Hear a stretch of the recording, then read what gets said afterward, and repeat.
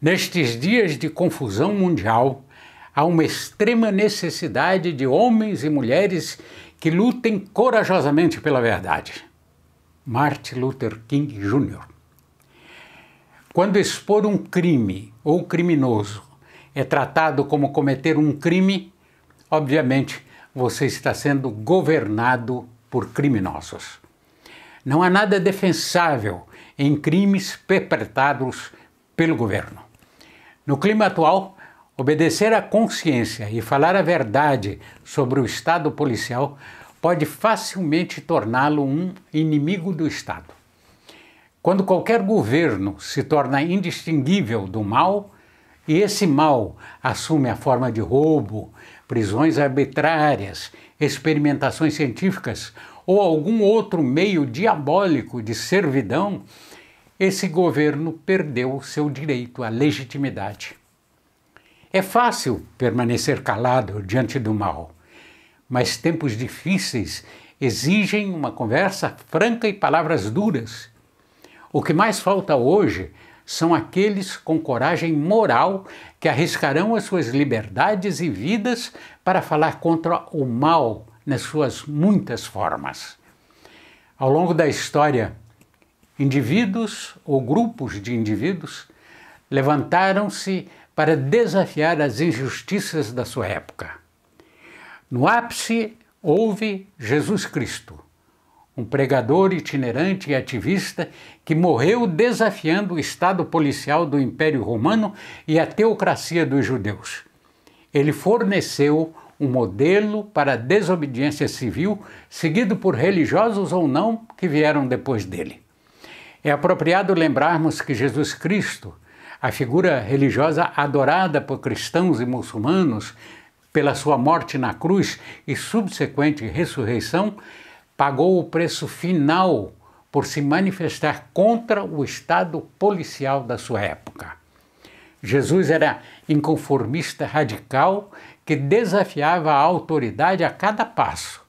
Estava muito longe da visão diluída, corporativa, simplificada e efeminada que a maioria das igrejas modernas vende hoje em dia. Na verdade, ele passou a vida adulta falando a verdade ao poder, desafiando o status quo de sua época e resistindo aos abusos dos líderes religiosos judeus e o governo romano. A Judéia dos dias de Jesus tinha todas as características de um Estado policial.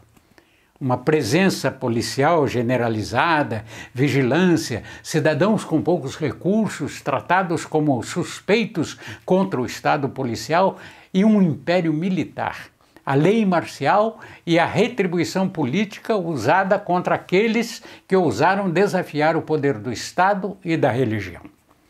Apesar de todos os elogios derramados sobre Jesus na Semana Santa, pouco se diz sobre a dura realidade do Estado policial em que ele viveu. As semelhanças são impressionantes com o Brasil moderno. À medida que aumentava o poder da classe dominante, a servidão crescia, a classe produtiva cada vez mais era privada das suas liberdades e tornaram-se facilmente distraídas e controladas pelo pão e circo. Tal como o Brasil de hoje, os líderes da Judéia e do Império Romano estavam atentos a quaisquer ameaças potenciais ao seu poder.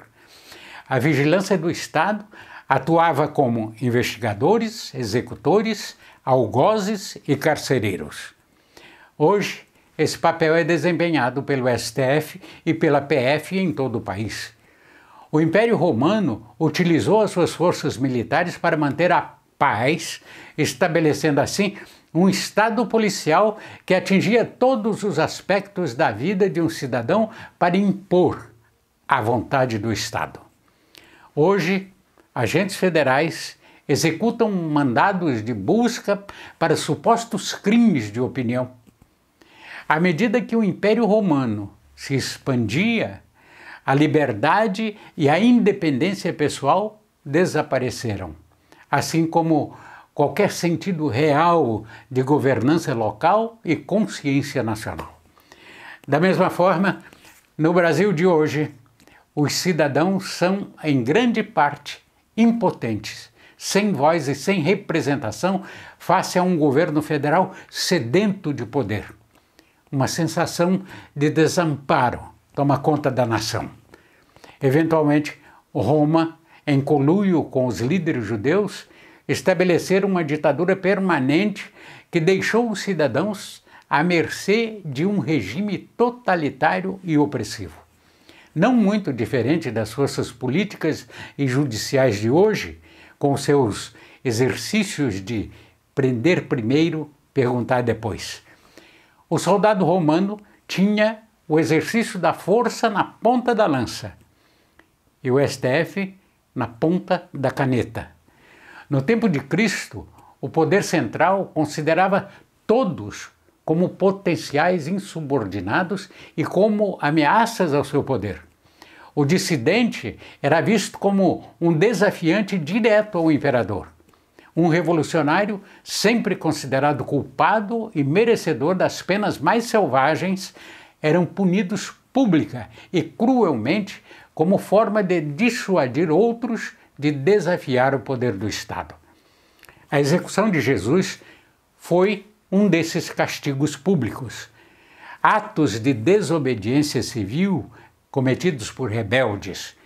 Tal como o Império Romano, o governo brasileiro considera os cidadãos dissidentes como suspeitos a serem rastreados, vigiados e controlados.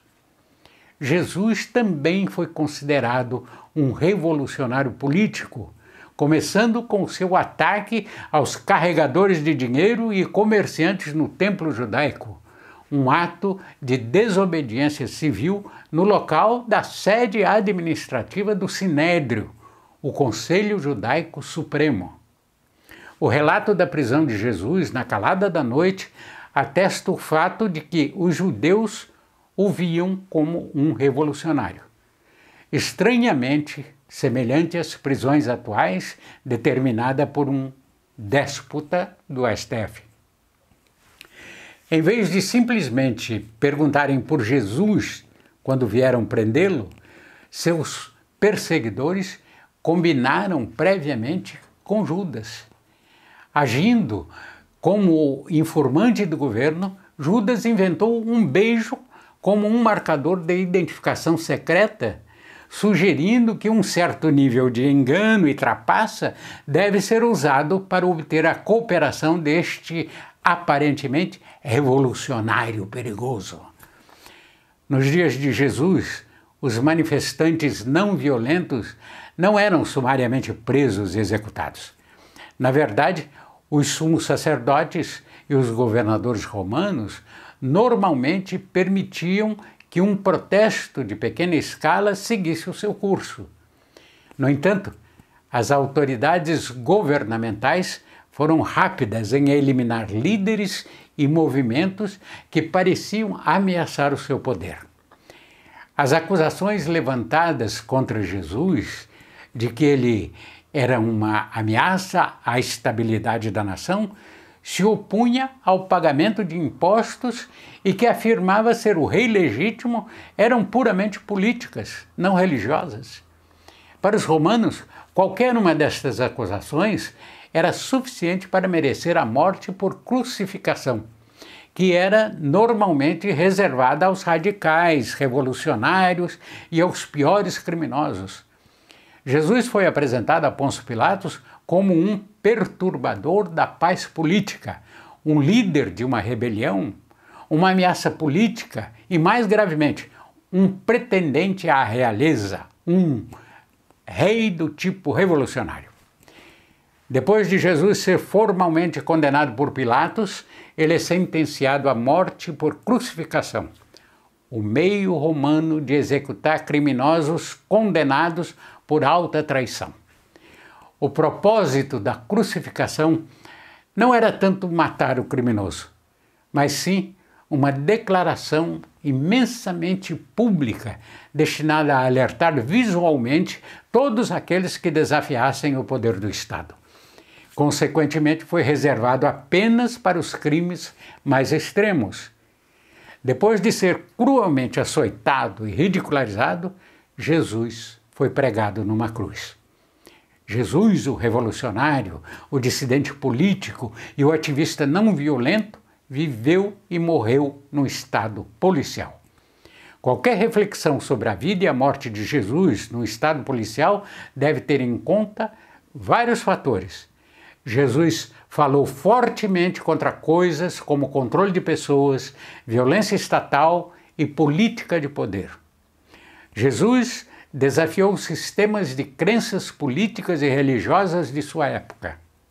E os poderosos temiam Jesus, não porque ele os desafiasse pelo controle dos tronos ou do governo, mas porque ele minou as suas reivindicações de supremacia e ousou falar a verdade ao poder numa época em que fazê-lo poderia custar a liberdade de uma pessoa, e muitas vezes custou a própria vida. Infelizmente, o Jesus radical, o dissidente político que visava a injustiça e a opressão, foi, hoje, em grande parte, esquecido e substituído por um Jesus simpático e sorridente, apresentado nos feriados religiosos, mas que, por outro lado, ficou mudo quando se trata de questões sobre poder e política. No entanto, para aqueles que verdadeiramente estudam a vida e os ensinamentos de Jesus, o tema retumbante é o da resistência total ao materialismo e à opressão do império. Que contraste marcante com o conselho dado aos brasileiros para se submeterem aos líderes políticos e às autoridades judiciais, que no Estado policial brasileiro se traduz em cumprir leis draconianas, conformar-se em ser achacado por impostos cada vez mais altos e submeter-se ao que quer que seja que eles lhe digam para fazer. Dizer aos brasileiros para obedecerem cegamente ao governo ou para depositarem a sua fé cega na justiça e votarem num salvador político vai contra tudo pelo que Jesus viveu e morreu. Seguiremos o caminho de menor resistência, fechando os olhos aos males da nossa época e marchando em sintonia com o Estado policial, ou seremos transformados em não conformistas? Como nos lembra Martin Luther King Jr., num poderoso sermão proferido há 70 anos, esta ordem de não se conformar vem de Jesus Cristo, o não conformista mais dedicado do mundo, cuja inconformidade ética ainda desafia a consciência da humanidade.